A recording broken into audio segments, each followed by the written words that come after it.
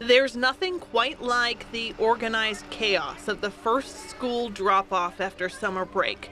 This one at Riverside Elementary West in Taylor had all the first day jitters you'd expect. You're going to kindergarten. My daughter's going to be in kindergarten too. You look beautiful. Lots of smiles and some tears too. Happy first day. These kindergartners could see their educational experience drastically change by the time they graduate in 2035. It'll depend on the results of a lawsuit in Harrisburg that could change the way the state distributes money to the 500 public school districts. According to the organization Pennsylvanians for Fair Funding, the Riverside School District in Lackawanna County is among the most underfunded school districts in our area.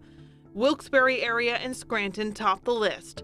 The organization's analysis from 2020 found each of these school districts would be receiving millions more in state taxpayer money if the state used its own formula to divide the money.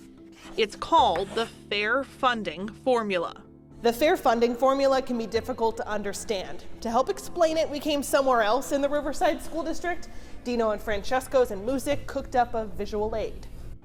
If you think of the state's share of money for public education as a pizza, the Fair Funding Formula is a way to cut it up. It was enacted in 2015 as a way to divide up funding among the state's 500 districts. Fair funding doesn't mean equal, because some school districts need a bigger slice to satisfy their needs. Karen Beck-Pooley is a member of Pennsylvanians for Fair Funding. You know, everybody around the table already has a slice of pizza. That's not the district that the state needs to, they'll contribute to because the state's obligated to support public education, but that's not where extra dollars need to go.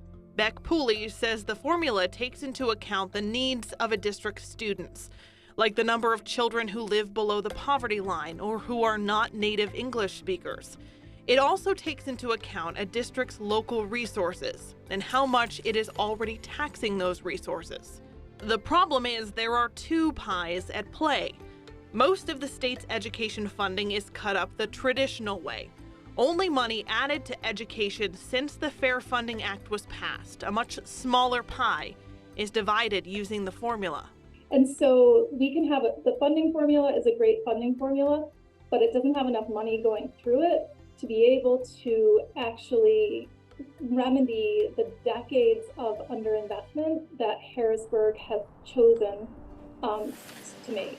Susan Spica is the executive director of Education Voters of PA, a group involved with that lawsuit against the state legislature. Parents and educators, including some here in our area, are suing lawmakers, arguing all state funding should use the Fair Funding Formula. State Representative Mike Carroll from the Pittston area of Luzerne County was called to testify. Even though I was a defendant, I was a witness for the plaintiff because I believed the plaintiffs were right, and that the way that we fund public education, specifically the 500 school districts, was broken, and that the lawsuit was the best avenue to try and repair it. Carroll is retiring from office at the end of this year, so the outcome of the lawsuit won't affect him, but it will affect schools in his district, both positively and negatively. Carroll says the state should increase the total amount of education funding so that no districts lose out. Analysts say that may mean the state will have to put close to $5 billion more into education each year. It's unclear what increasing state education funding might mean for your state tax bill, but Carroll believes school districts are too reliant on local property taxes. According to data from the Pennsylvania School Board Association, more than half of the state's school districts increased property taxes this past school year. And hopefully if the state puts more money on the table, we'd have less reliance on school property taxes, and we could actually take a run at reducing some of the school property taxes. Today, I will do my best. Back at the Riverside School District in Lackawanna County, Superintendent Paul Brennan says the district was able to stave off raising property taxes this year. But teachers can see that the budget is strained. She was actually trans kindergarten, and which was very beneficial program to our school, but they had to drop it this year because our numbers were so high in kindergarten. Class sizes are their biggest concern. It makes it so much harder for us to do our jobs and do it well with so many students in the class.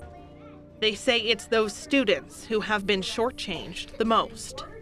there's a turning point right now in education where people have to step up from up above us, and ourselves included, to make things right in terms of funding.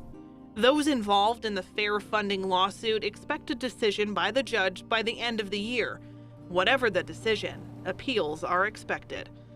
Stacey Lang, Action 16 Investigates.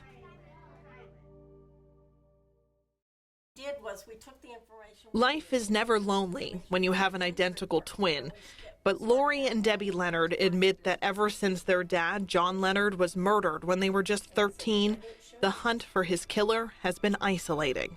I would like, and I think you too, and I know our three brothers always wanted as well, peace of mind to know why it was done and who it was.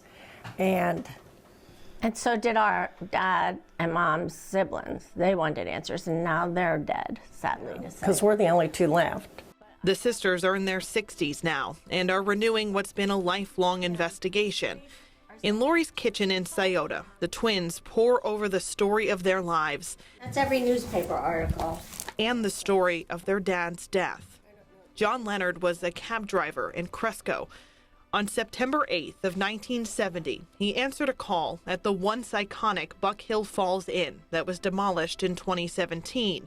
According to police reports, a man approached the cab at Buck Hill Falls. He was carrying a shopping bag. Moments later, Leonard was found near his cab with gunshot wounds to his head. Lori and Debbie remember that day like it was yesterday, but only now are getting a look at the massive police case file. The Monroe County DA's office agreed to hand it over this summer after releasing part of it to a reporter.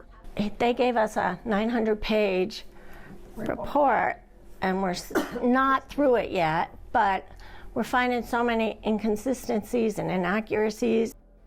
They've got binders and boards, note cards, and newspaper clippings. Well, I think the organization part is we both started out as secretaries, so way back in the day. This isn't just a two-person team. Lori's husband, Randy, helps too. Facts jump out at you, and as soon as we get a fact, we make a note of it, and we'll put it up there, and then we see how everything lines up. Among the inconsistencies, some of the most basic facts of the case, like when John Leonard died. The coroner's report says 1:50 p.m., but the state police report says nearly an hour later, 2:45.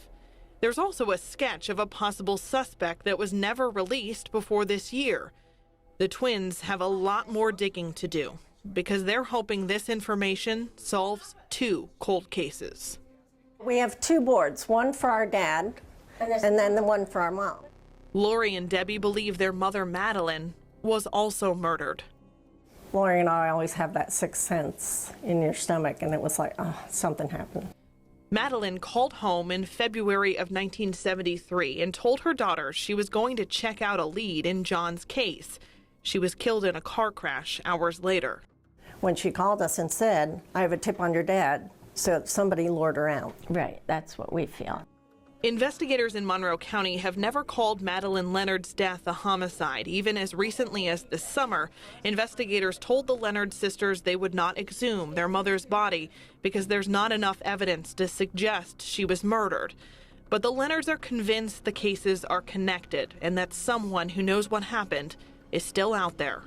It's been this way for 52 years for our dad and 50 for our mom now. 50. So it's like, you know, somebody still has to know things out there. They're still alive, but yet just come forward and tell us so that we can, you know, bring this to resolution and have peace of mind and honor them as they should be honored. Right. In Lori and Debbie, a killer may have just met their match. Stacey Lang, Action 16 Investigates. Remember how we were offered the morning after pill? Yes. Pam Fendrock and Anita Fendrock-Janicki share more than blood. The cousins also share a decades-old trauma. It's always been on my mind. It's never left me. It's always there, somewhere. Now they think it's time to share their story. There may be somebody who something happened to them when they were our age, when they were 20 or 25, and it's, 30 years later, and they were never able to talk about it, so maybe now they can. Pam showed us a folder she's held on to all these years. Why did I say that? I don't know. I saved everything you know what? that details what happened in Wilkes-Barre on June 12th of 1989. It had rained for more than a week straight, and the skies were finally clear. So Pam and Anita went for a late-night walk on South River Street after Pam finished her bartending shift. It was around 2 a.m. They weren't busy that time of night, but we picked the main streets, Well, and we were going for a donut. We were going to walk for a donut and coffee. They heard footsteps behind them and separated to let who they thought was a runner pass. But an arm went around each of their necks, and a man with a gun guided them across South River near West South Street. What's now a park was just woods back then, and very dark. So he had a burlap bag that he put over one of our heads, and then the other one of us, I had leggings on, he used our leggings. He had one set of bindings, and he had to, he improvised in some way, and I'm not sure what Shoelaces, maybe? Maybe, yeah. To tie her hand. That improvisation led Wilkes-Barre police to believe the man did not intend to rape 2 women that night, but he did. He attacked Pam and Anita alongside the Susquehanna River, where the levee wall now stands. The cousins said it felt like forever, but they never left each other. There was a period of time during the whole thing, a big part of the time, I was certain he was going to kill us. I was absolutely certain he was going to kill us, but I knew for sure that if one of us got away, the other one wouldn't survive. So it just wasn't an option. It wasn't an option. Pam and Anita would later learn that the horrors they survived matched a series of rapes in Wilkes-Barre during that time. Investigators believe at least 3 prior cases could have been the work of the same man. Former Wilkes-Barre Police Chief Jerry DeSoy was a detective at the time. He and his partner took the lead on Pam and Anita's case. I've had other cases I didn't solve, but if there were ever victims that deserved their case to be solved, they were the victims. DeSoy is now the assistant director of the police academy at Lackawanna College in Scranton. He tells each incoming class of cadets about Pam and Anita's case and how it still haunts him. You know, did we get close? Is that what stopped it? Did the suspect die? Did the suspect go to jail? Did the suspect move out of the area? I can't tell you. Because all I know is I'm not taking credit for anything. It's an unsolved case in my mind, and it always will be, and it'll be my greatest failure as an investigator. When Action 16 Investigates contacted Wilkes-Barre police about the case, the chief reopened the 34-year-old case file, and an officer was dedicated to going through it in hopes of finding something that could break the case now. Anything that would be helpful to this case. DeSoy says he'll take another look at the file too, though he's never really stopped thinking about it, or about Pam and Anita. The 3 still consider themselves friends. I mean, one of Pam's last text to me recently was, "Don't be burdened by this." I mean, she's more worried about me being upset about not solving it than the fact that it wasn't solved. I mean, that's just the kind of good people we were dealing with here. The cousins credit their survival to having shared that too. They say each anniversary gets a little easier. June 13th, 1990. Dear Pam, thank you very much for your note. As always, it's great to know people care. I hope that you made it through the weekend with a smile. Let's try to get together for lunch or a drink next week. Take care, love, Anita. It's just a year later. He didn't win. He didn't win. My life has been affected, but whoever he is, he didn't win. There could be another victory to come, depending on what's in that case file. The way evidence is collected in rape cases is a lot different today than in 1989. Today, federal law requires evidence be tested for DNA.